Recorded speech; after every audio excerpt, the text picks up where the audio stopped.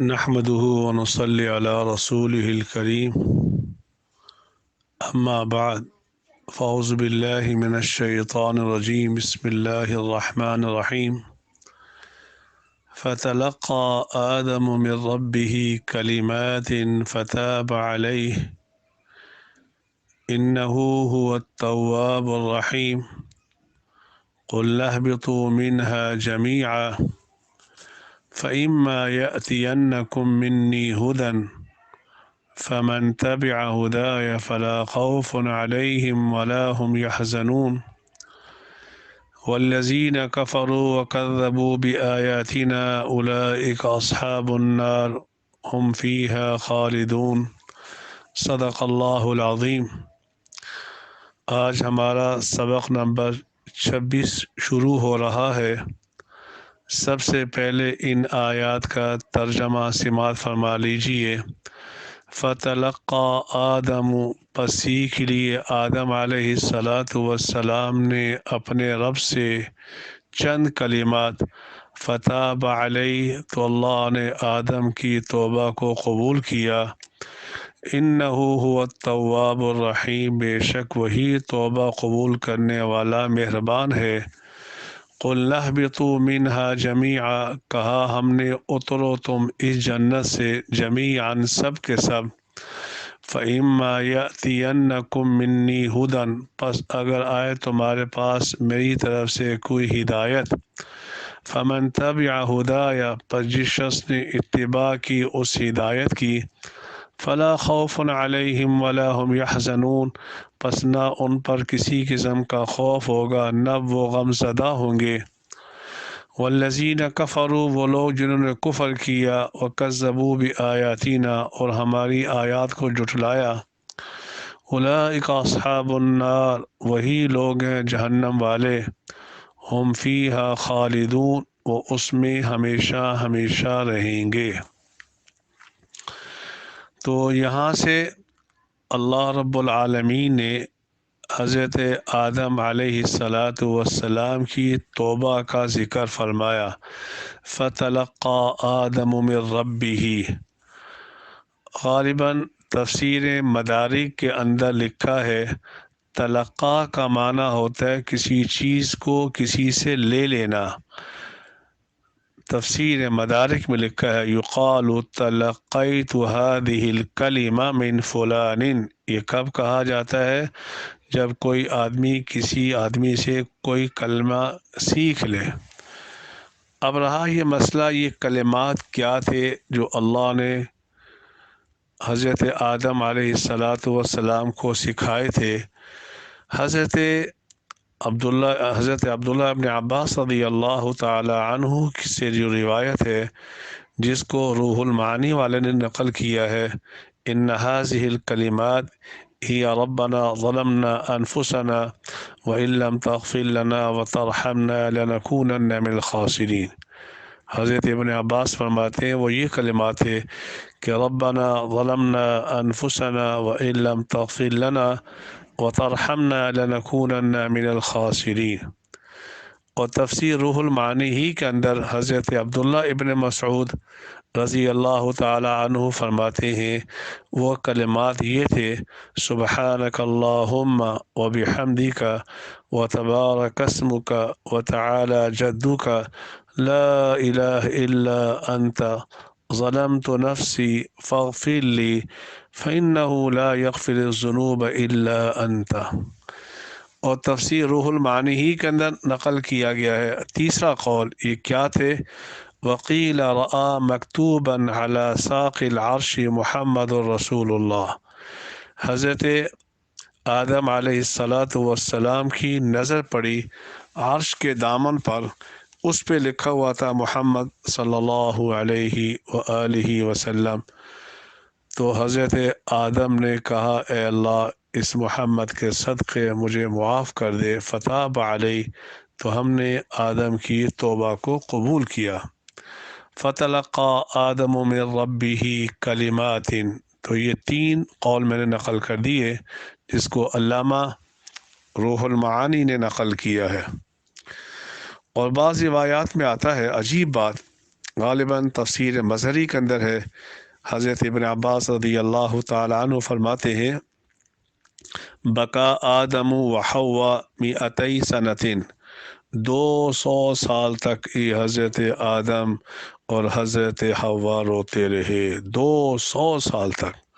ولم یأکلا، ان دونوں نے 40 دن تک نہ کھایا نہ پیا، یہاں تک لکھا ہے کہ 100 سال تک حضرت آدم علیہ السلام حضرت حوا کے قریب نہیں گئے۔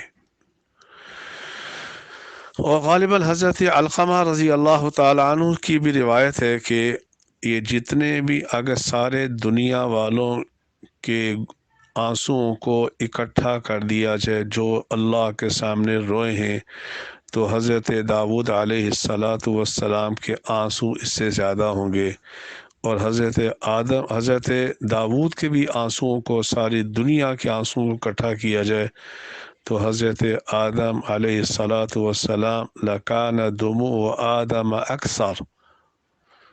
عجیب دیکھیے میرے بھائیوں، انبیاء علیہ السلام اپنے اللہ کے سامنے رویا کرتے تھے، ہمیں بھی چاہیے کہ اپنے اللہ کے سامنے روئے۔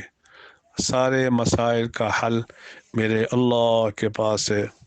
فتاب علیہ، اللہ تعالیٰ نے آدم علیہ السلام کی توبہ کو قبول کیا، اللہ نے آدم علیہ السلام کی توبہ کو قبول کیا۔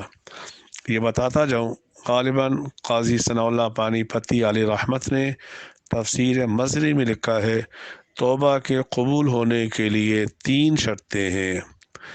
والتوبۃ عبارۃ عن الاعتراف بالذنب، پہلے اپنے گناہ کا اعتراف کرنا چاہیے، ربا مجھ سے غلطی ہو گئی ہے۔ دوسری، اس پہ ندامت ہو۔ تیسری، والعزم علی اللہ یعود، تیسرا یہ ہے کہ مستقبل کے اعتبار سے پختہ ارادہ ہو، اے اللہ میں یہ گناہ دوبارہ نہیں کروں گا۔ یہ 3 شرطیں ہیں توبہ قبول ہونے کے لیے: گناہ کا اعتراف، جرم کا اعتراف، اس پہ ندامت، اور مستقبل کے اعتبار سے پختہ ارادہ کہ اے اللہ یہ گناہ دوبارہ نہیں کروں گا۔ اب رہا یہ مسئلہ کہ یہاں حضرت آدم کا ذکر کیا، فتاب علیہما نہیں کہا، کیونکہ اکثر قرآن مرد کا ذکر کرتا ہے، عورت اپنے شوہر کے تابع ہوتی ہے، اس لیے اس کا ذکر نہیں کیا جاتا۔ انہ هو التواب الرحیم، بے شک وہی اللہ توبہ قبول کرنے والا ہے۔ تواب کسے کہتے ہیں؟ الرجوع علی عبادہ بالمغفرۃ، جو اپنے بندوں کی طرف رجوع کرنے والا ہو بصورت مغفرت کے، ایسی ذات کو تواب کہتے ہیں، ایسی ذات کو تواب کہتے ہیں۔ انہ هو التواب الرحیم، بے شک وہی اللہ توبہ قبول کرنے والا مہربان ہے۔ قربان جائیں، یہاں توبہ کے ساتھ رحیم کا ذکر کیا، توبہ کے ساتھ رحیم کا ذکر کیا۔ علامہ روح المعانی رحمہم اللہ تعالی نے عجیب نکتہ بیان فرمایا، فیہ اشارۃ الی ان قبول التوبۃ لیس علی سبیل الوجوب، اس سے معلوم ہوا اللہ کے اوپر توبہ قبول کرنا واجب نہیں ہے، اس کا فضل و کرم ہے کہ وہ ہمارے گناہوں کو معاف کر دے، ہماری توبہ کو قبول کر دے۔ اس پر توبہ کا قبول کرنا کوئی واجب نہیں ہے۔ یہ کس سے پتہ چلا؟ لفظ رحیم سے پتہ چلا۔ جبکہ معتزلہ کا یہ عقیدہ ہے کہ اللہ رب العالمین پر توبہ کرنے والے کی توبہ کا قبول کرنا واجب ہے، حالانکہ ہرگز ایسا نہیں ہے۔ قُلْنَا اهْبِطُوا مِنْهَا جَمِيعًا، کہا ہم نے اترو تم اس جنت سے۔ قُلْنَا اهْبِطُوا مِنْهَا جَمِيعًا، کہا ہم نے اترو تم اس جنت سے، جمیعاً سب کے سب۔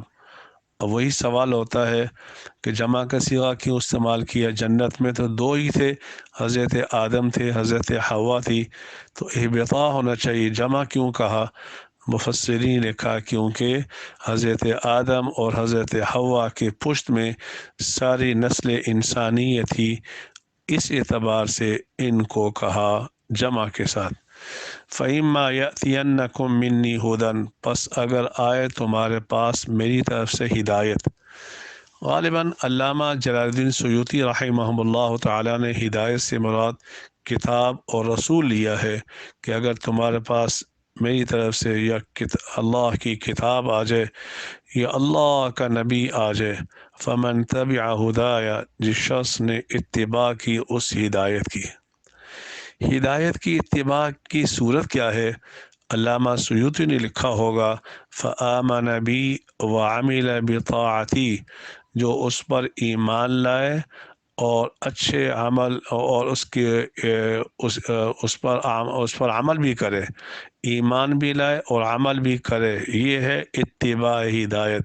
فلا خوف علیہم ولا هم یحزنون، پس نہ ان پہ خوف ہوگا کسی قسم کا، ولا هم یحزنون، اور نہ وہ غم زدہ ہوں گے۔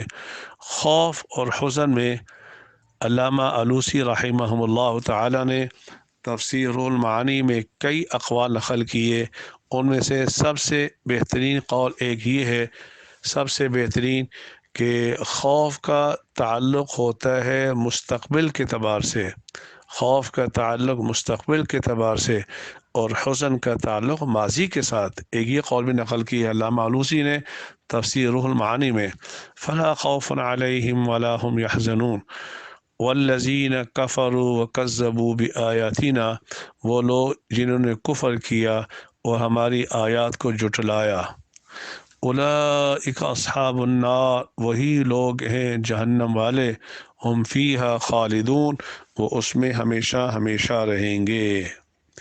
اس سے معلوم ہوا اہل سنت والجماعت کا یہ عقیدہ ہے کہ جنت اور جہنم یہ دونوں پیدا ہو چکی ہیں۔